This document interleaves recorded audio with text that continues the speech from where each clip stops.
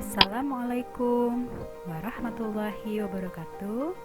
Anak-anak ibu semua, hari ini kita belajar tentang tema 2, Persatuan dalam Perbedaan, subtema 1, Rukun dalam Perbedaan di kelas 6, pembelajaran yang pertama. Nah, anak-anak ibu, tahukah tujuan pembelajaran kita hari ini? Yaitu yang pertama, setelah membaca teks tentang proklamasi kemerdekaan, kalian harus mampu menyebutkan informasi penting menggunakan aspek kata tanya apa, di mana, kapan, siapa, mengapa, dan bagaimana pada peta pikiran dengan tepat. Kemudian, kalian setelah berdiskusi harus mampu mengembangkan informasi pada peta pikiran melalui tulisan dengan detail. Setelah membaca teks, kalian harus mampu menyebutkan makna proklamasi kemerdekaan dengan benar. Dan yang keempat, setelah berdiskusi, kalian juga harus mampu melaporkan dan mempresentasikan makna proklamasi kemerdekaan dalam kehidupan sehari-hari dengan tepat. Dan yang kelima, setelah mengamati tumbuhan dan habitatnya atau tempat tinggalnya, siswa mampu menyebutkan ciri-ciri tumbuhan terkait habitatnya. Dan yang keenam, setelah berdiskusi, kalian juga harus mampu menulis laporan hasil pengamatan terhadap ciri-ciri satu jenis tumbuhan terkait habitatnya.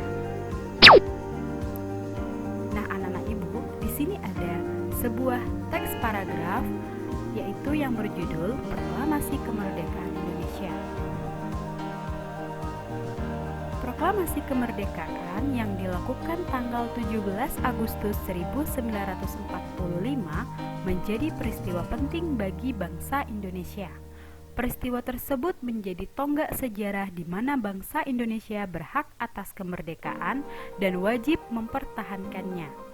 Diawali dengan dijatuhkannya bom atom oleh tentara Amerika Serikat pada tanggal 6 Agustus 1945 di kota terbesar di Jepang yaitu Hiroshima, dan pada tanggal 9 Agustus 1945 di kota Nagasaki. Akhirnya menyerah kepada tentara sekutu. Peristiwa ini dijadikan kesempatan oleh bangsa Indonesia untuk segera membebaskan diri dari penjajahan bangsa Jepang. Teks proklamasi ditulis di Rumah Laksamana Tadashi Maeda, Jalan Imam Bonjol nomor 1. Para penyusun teks proklamasi adalah Insinyur Soekarno, Dr. Andes Muhammad Hatta, dan Mr. Ahmad Subarjo. Konsep teks proklamasi ditulis oleh Insinyur Soekarno. Saat itu hadir pula BM Diah Sayuti Melik, Sukarni, dan Sudiro. Sukarni mengusulkan agar yang menandatangani teks proklamasi itu adalah Insinyur Soekarno dan Muhammad Hatta atas nama bangsa Indonesia.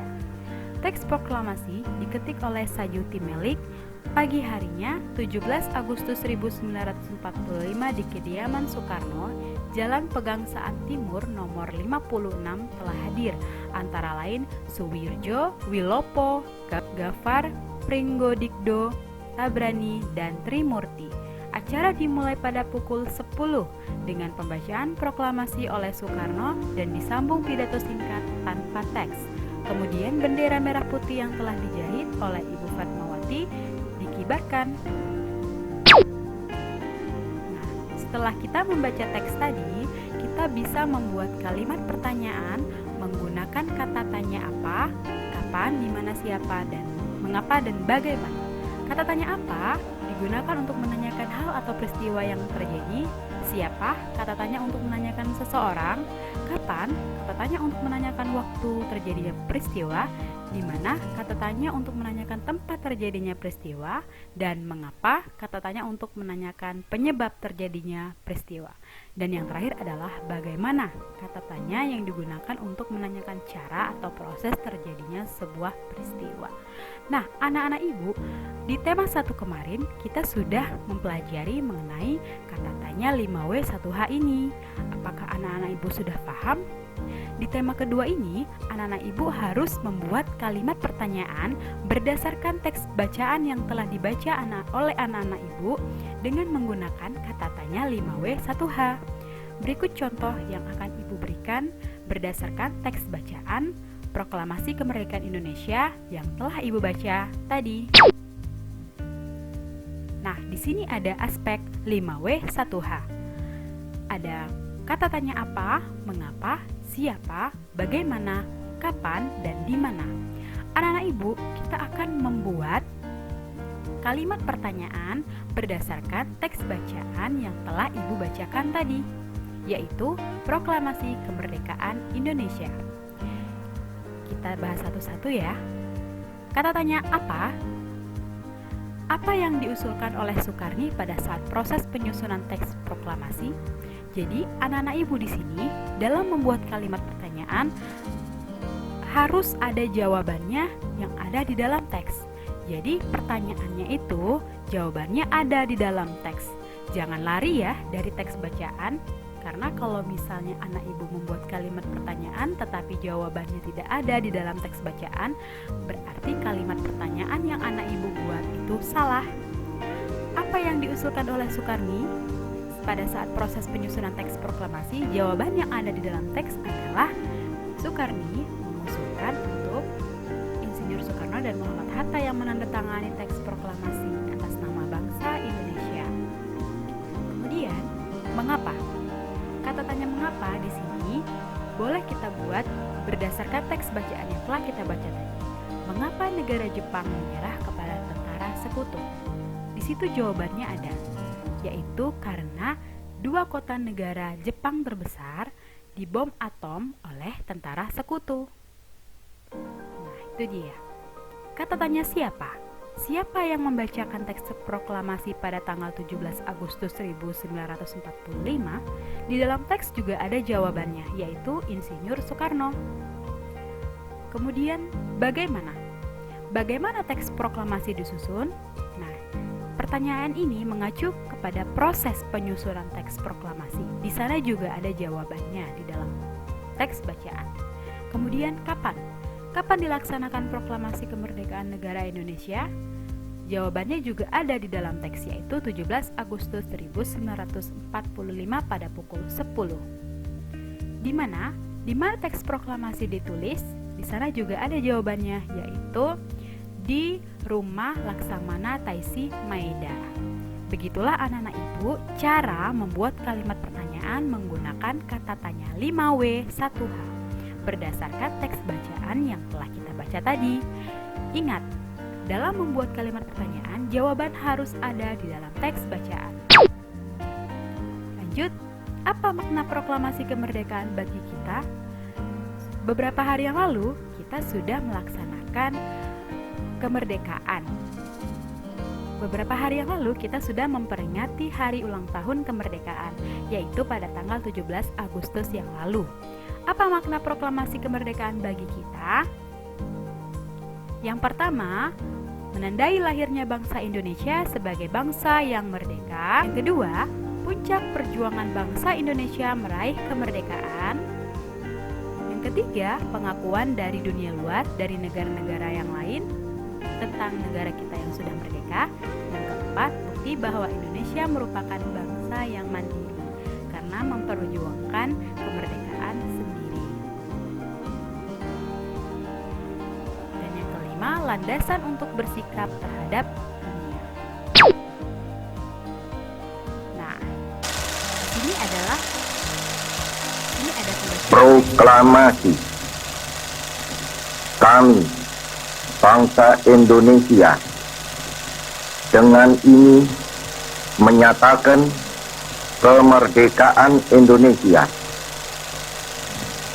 Hal-hal yang mengenai pemindahan kekuasaan dan lain-lain diselenggarakan dengan cara saksama dan dalam tempo yang sesingkat-singkatnya. Jakarta, 17 Agustus 1945, atas nama bangsa Indonesia, Soekarno, Hatta.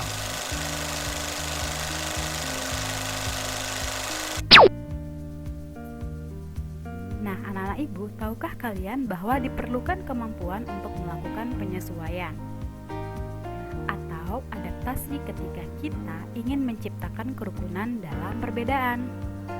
Masih ingatkah kalian pepatah di mana bumi dipijak, di sana langit dijunjung? Pepatah ini mempunyai makna apabila kita berada di tempat yang baru, maka kita perlu menyesuaikan diri dengan keadaan setempat agar kita bisa diterima dan hidup berdampingan dengan damai.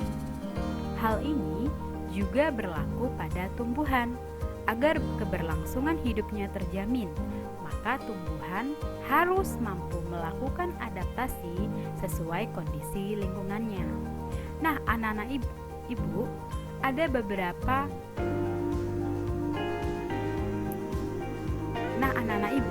beberapa cara adaptasi tumbuhan sesuai dengan kondisi lingkungannya. Mari kita bahas sama-sama. Yang pertama yaitu xerofit. Xerofit adalah adaptasi tumbuhan di lingkungan yang kering dan kekurangan air. Contohnya adalah tanaman kaktus. Tanaman kaktus hidup di gurun pasir yang panas dan kering. Tetapi dengan cara adaptasi tumbuhan ini yaitu dengan mengurangi penguapan sehingga dia dapat menyimpan cadangan air di dalam batang tubuhnya yang besar. Kemudian yang kedua adalah hidrofit. Hidrofit adalah adaptasi tumbuhan di lingkungan yang basah atau bahkan terendam air secara terus-menerus.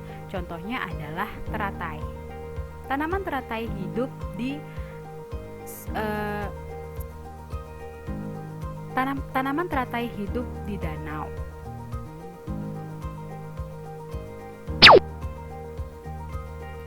Yang ketiga adalah halofit. Halofit adalah adaptasi tumbuhan di lingkungan yang memiliki salinitas atau kadar keasinan yang sangat tinggi. Contohnya adalah tanaman bakau. Tanaman bakau hidup di daerah pantai atau laut. Tanaman bakau ini juga berfungsi sebagai mengurangi terjangan ombak yang ada di pantai. Kemudian yang keempat adalah higrofit. Higrofit adalah adaptasi tumbuhan dengan lingkungan yang lembab dan memiliki kadar air tinggi di udara. Contohnya adalah tanaman lumut. Tanaman lumut ini sangat suka hidup yang di tempat yang lembab dan kadar uap airnya tinggi. Kemudian tanaman rafflesia atau tanaman raksasa yang mampu mengeluarkan bau busuk untuk menarik perhatian serangga. Biasanya lalat. Serangga yang hinggap dapat membantu penyerbukan pada proses tanaman rafflesia ini.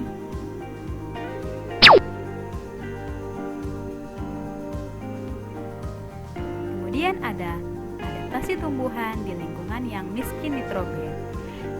Tumbuhan ini hidup di lingkungan yang tidak ada nitrogennya. Contohnya adalah tanaman kantung semar.